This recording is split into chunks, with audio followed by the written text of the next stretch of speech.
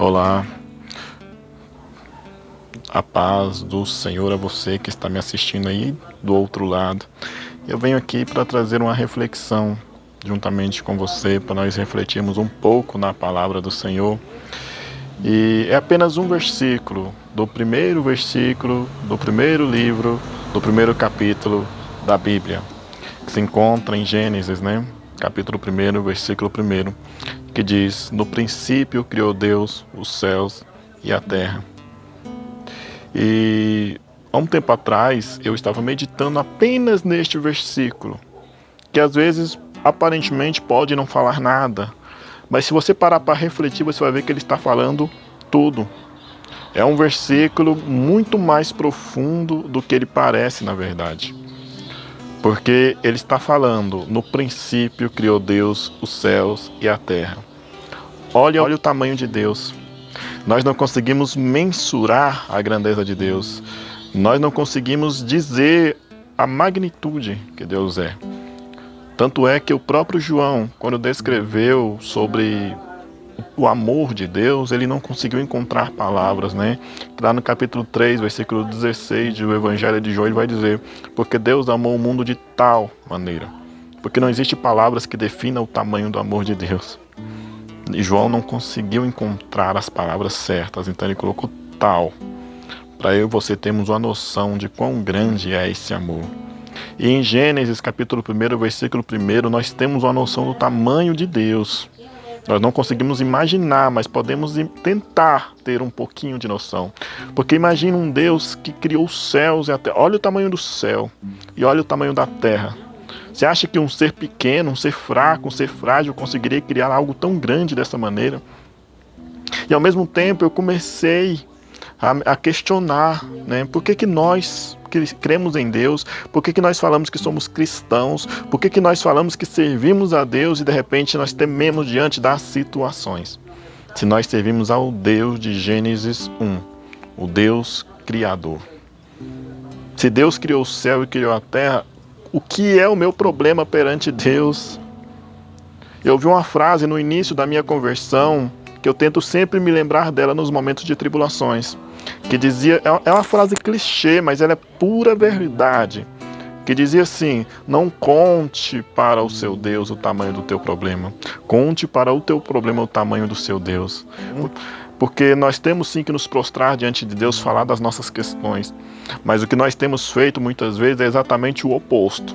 Nós nos prostramos diante do nosso problema achando que ele é grande demais para nós, achamos que ele é grande demais para Deus, né? Tanto é que o mundo lá fora criou o ditado que até Deus duvida, só Jesus na sua causa. Então nós temos que nos lembrar sempre do Deus Criador, o Deus de Gênesis 1.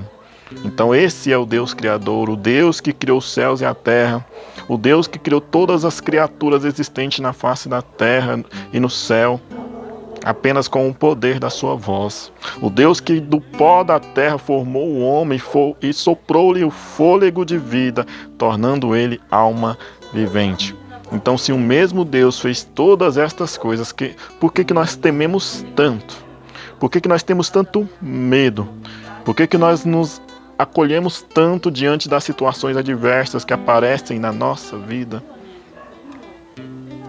Muitas vezes nós falamos agora só Deus na nossa causa, quando na verdade Ele é tudo o que a gente precisa, porque se nós temos Deus, nós não precisamos de mais nada, porque Ele é a solução para tudo.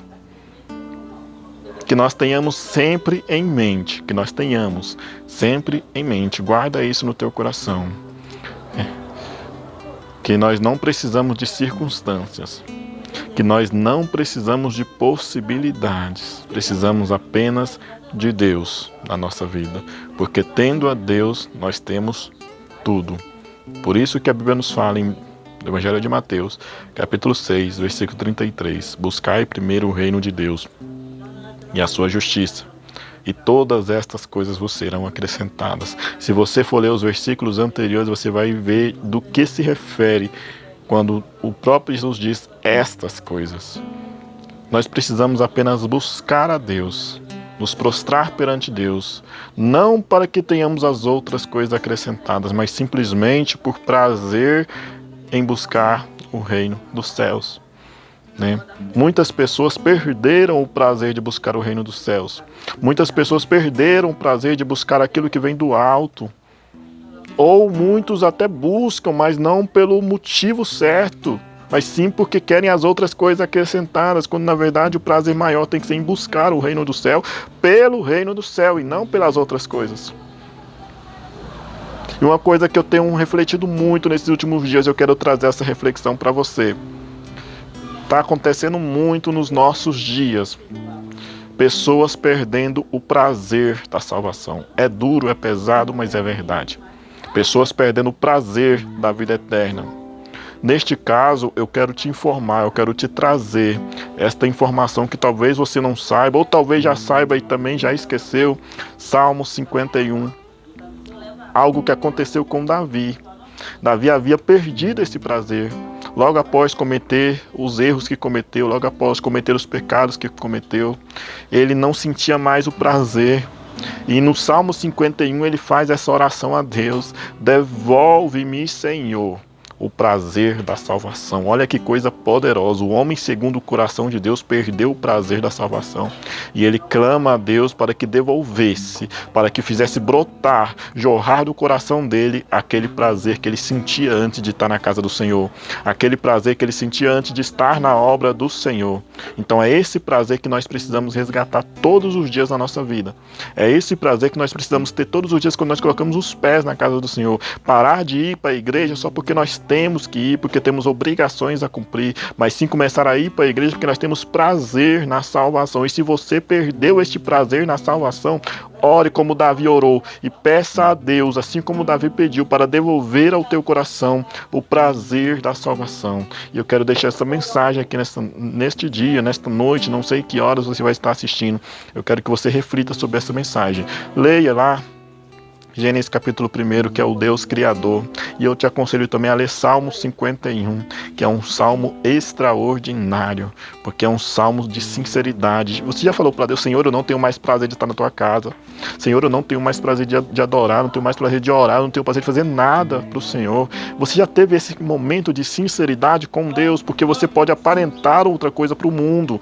O mundo pode achar que você está feliz, sendo que você não está. O mundo pode ver você fazendo um monte de coisa, mas Deus sabe que você não está fazendo de coração. Você está fazendo porque você já se adaptou àquela rotina. Você está fazendo porque as suas obrigações fazem, não porque você tem prazer naquilo. Você perdeu o prazer, mas continua executando. Você continua fazendo. Então faça uma oração de sinceridade. Fala para Deus todos os seus pecados, todas as suas falhas, todas as suas vontades, tudo aquilo que você já deixou de fazer, tudo aquilo que você deixou de sentir.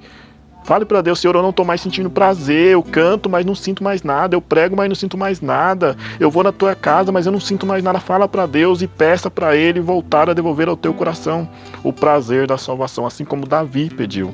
E Davi era um homem segundo o coração de Deus. E eu acredito que uma das características que fez Deus testemunhar sobre Davi, dele ser o homem segundo o seu coração, era exatamente isso. Davi era sincero. Davi, ele cometia falhas, cometia erros, mas ele era sincero. Se ele não estava mais sentindo prazer, ele falava para Deus: Senhor, devolve-me o prazer da salvação. Se ele não estava mais feliz, ele falava para Deus: Senhor, eu não estou feliz. Senhor, eu estou atribulado. Senhor, eu estou passando por isso, estou passando por aquilo. Por que os meus inimigos me odeiam tanto se eu não fiz nada para eles? Davi, ele falava para Deus tudo aquilo que ele estava sentindo, porque ele sabia que mesmo se ele não falasse, Deus conhecia o coração dele, porque Deus, ele é onisciente. Então fala para Deus, abre o teu coração, não viva de aparências, porque Deus, ele está olhando através de você. Deus está fazendo um raio-x de você, porque a própria palavra fala que ele esquadrinha os corações. Então ore a Deus, seja sincero com Deus e peça para Ele mudar a sua vida, porque não adianta você fazer milhares e milhares de coisas e o teu coração está distante de Deus. Peça para Deus, ore a Deus, fale com Deus. Eu tenho certeza que Deus vai responder ao teu coração. E eu creio que este vídeo vai tocar o coração de alguém. E se você gostou dessa mensagem, curta, comente, compartilhe, para que este vídeo chegue a mais e mais pessoas e para que este canal cresça e possa edificar mais vidas. Que Deus abençoe a tua vida. Falou, até mais, fique na paz.